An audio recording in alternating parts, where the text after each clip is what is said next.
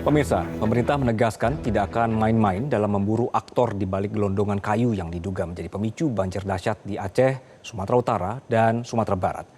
Dari temuan awal, Kapolri Jenderal Listio Sigit Prabowo menyampaikan bahwa petugas menemukan sejumlah bekas gergaji pada kayu-kayu gelondongan yang kini menjadi fokus utama penyelidikan.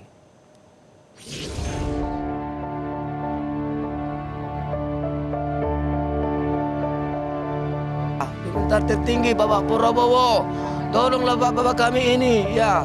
Tolong jangan tebang-tebangin lagi hutan.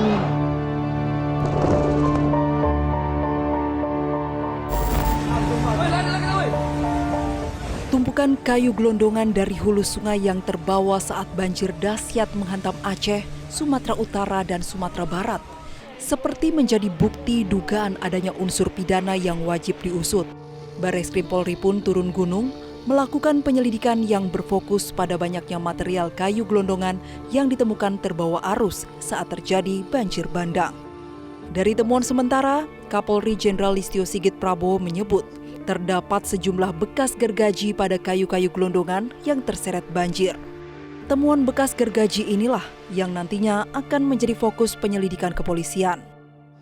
Yang jelas dari temuan tim di lapangan, ada berbagai jenis kayu, namun kita dapati ada beberapa yang ada bekas potongan dari senso ya.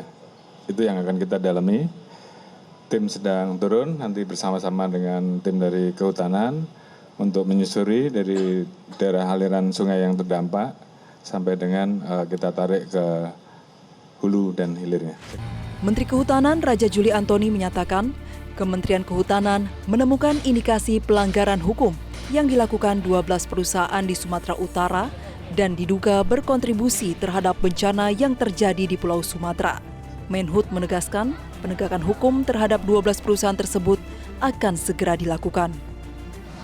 Kami sudah mengidentifikasi ada 12 subjek hukum perusahaan yang terindikasi, ya, sekali lagi terindikasi berkontribusi terhadap banjir.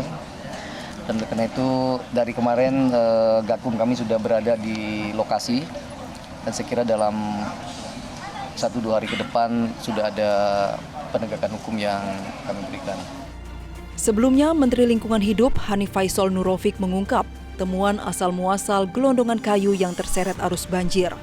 Melalui analisis citra satelit, terdapat 8 perusahaan di wilayah terdampak, mulai dari perkebunan kelapa sawit hingga perusahaan tambang emas, diduga berkontribusi memperparah banjir di wilayah Sumatera Utara. Saya mencatat ada 8 entitas di sana, mulai dari pengusaha hutan tanaman industri, kemudian pengusahaan tambang emas, kemudian perkebunan sawit. Ada 8 yang berdasarkan analisis citra satelit kami berkontribusi memperparah hujan ini. Jadi kami sedang mendalami dan saya sudah minta di Butikakom untuk melakukan langkah-langkah cepat dan terukur. Untuk mengusut gelondongan kayu ini, pemerintah menerjunkan Satgas Penertiban Kawasan Hutan ke Sumatera yang terdiri atas lintas kementerian dan lembaga. Pemerintah memastikan tak main-main membidik aktor terkait gelondong kayu yang menjadi penyebab banjir dahsyat Sumatera. Tim Liputan Metro TV. Jelajahi cara baru mendapatkan informasi. Download Metro TV Extend sekarang.